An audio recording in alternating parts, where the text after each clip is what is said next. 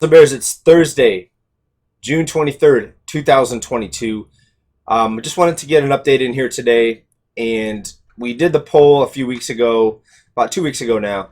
And you made it pretty clear, all of the viewers made it pretty clear that we need more solutions instead of just talking about what other investors are saying or doing, what the Fed is doing or not doing, or what they failed doing. Most of us can agree that talking about those things, it may be fun, it may be interesting, but at the end of the day, it's not going to help us get ready for what is coming. Now, part of this is financial.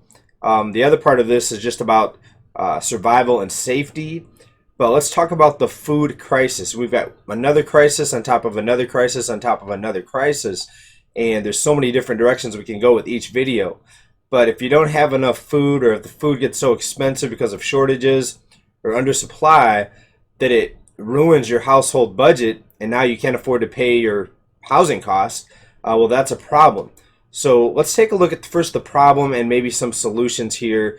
And again, I have to remind people, I'm not just making this stuff up. I used to just show articles and not show my face because I thought people wouldn't believe what I was reporting. But I think most of us are on board now. We see it every day in the cost, and we see that it's happening. But for those of you still saying this is doom and gloom, this is fear mongering and stuff like that, look up what I'm telling you and you will find that this is true.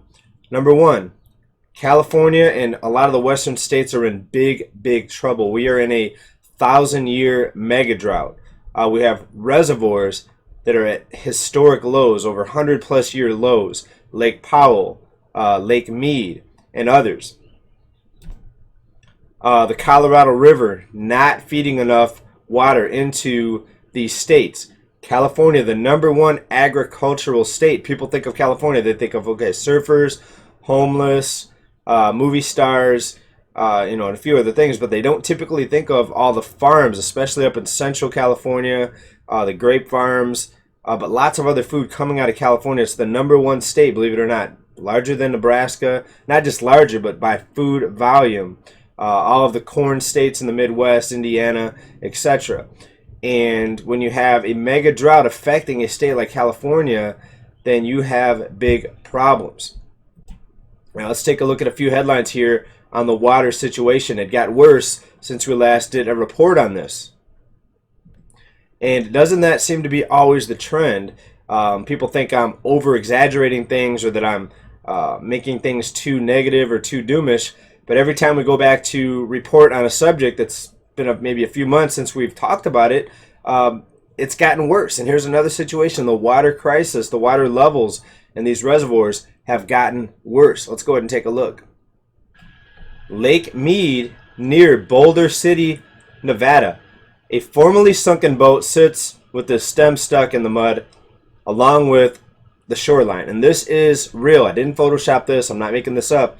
This is really happening. Go to these lakes and take a look. If you don't believe me, just pull up the articles. You could pull up tons of photos online just by doing a search.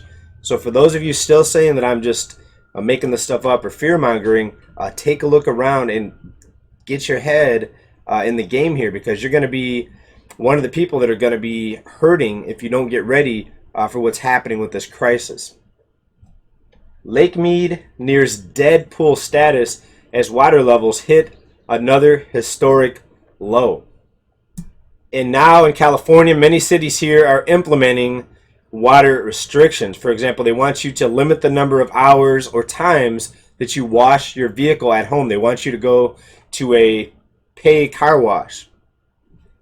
And they're saying that's because car washes use recycled water.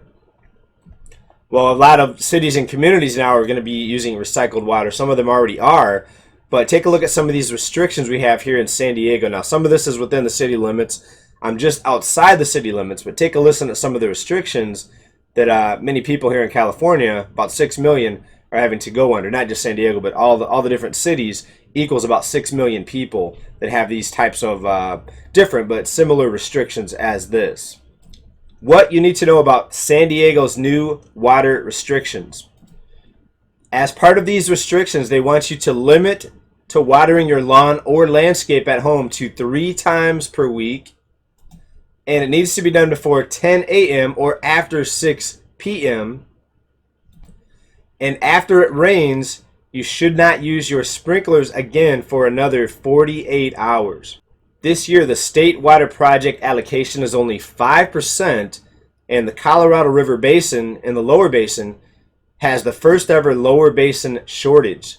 The water project only has the water supply of 5% of the requested amounts to contractors, including Metropolitan Water District, which then wholesales water to the San Diego area.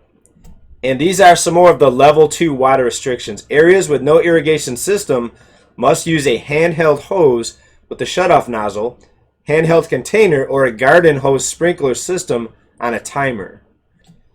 Use of recycled or non-portable water when available is required for construction purposes. Prohibition of irrigating non-functional turf with portable water. Washing of vehicles at residences is prohibited. Washing is still permitted at commercial car washes. Now, the inconvenience of not being able to wash your vehicle at home, that's going to be the least of our worries, the least of our problems. The inconvenience of not watering your lawn as often as you might want to.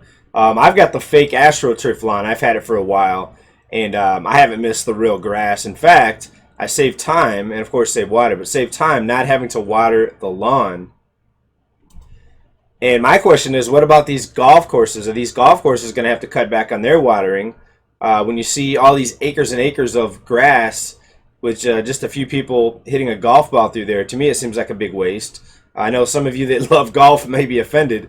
I've never been a fan of either golfing or watching golf. Of course, I get all the thumbs down and the hate now from the golfers. But hey, I'm just being honest. When I do sports, I like to play basketball, never golf.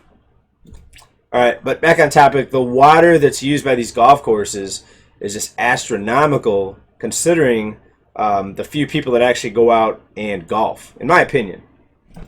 Right, so water shortages, water restrictions, higher food costs. The farms are feeling the effect of this. A lot of these California farms had to install irrigation meters, and they can no longer use unlimited groundwater like they used to be able to. We reported on that, I think, last fall. Just going off of memory on that one, but we reported on that. I'm not making this stuff up. I showed you a couple articles today. Go do deeper research. Food costs are going to continue to rise as far as I can see. If you have a different opinion or opposing view, please let me know down in comments. Maybe food prices will crash. Like they said, home prices are going to crash for the past 3 years now. And you go to the grocery store, everything will be half price 2 months from now. You really think that's going to happen? No. Prices are going higher. Prepare. Buy seeds. Allocate more of your property. If you have land, if you have a backyard, allocate more of it to growing stuff. I showed you my garden. I had to put chicken wire around my tomatoes because the pests kept coming in here and grabbing the tomatoes. Squirrels, raccoons, both. Sometimes even have rats back there. Do what you can. Grow your own food. Save seeds from food that you use. We bought an organic cantaloupe, and now we've got like 30 seeds that we've got set aside to grow more cantaloupe just from that one cantaloupe. We'll be able to continuously grow cantaloupe without ever having to buy another cantaloupe. Unless the pests eat it or we let it die, then we'll have to buy another cantaloupe. But the prices are going to go higher. Cut back where you can. Look at what you can do on your property, in your yard. Even if you have a little patio, get some big pots out there. Do what you can because prices are going higher. For those that can't grow, maybe you have a disability and it's difficult for whatever reason, stock up on food while you can because prices are going higher. I don't know if there's going to be shortages. A couple years ago I talked about shortages. That's another thing. People said, oh, you're crazy. That'll never happen here. This is the United States. We're the greatest country in the world. Look at what's happened with baby formula. People said shortages here were impossible. Now we showed you the stores that limited the number of baby formula that you can buy. That's called food rationing. It's already happening. There was a point, though, people said that would never happen, that I'm crazy. And I've never considered myself a real prepper. I didn't move off grid. But the preppers, they don't seem so crazy now, do they? All right, that's going to be all for today. Peace, and keep stacking, keep preparing. Hope you're all well. Thanks for being here. Big love. Bye now. Peace.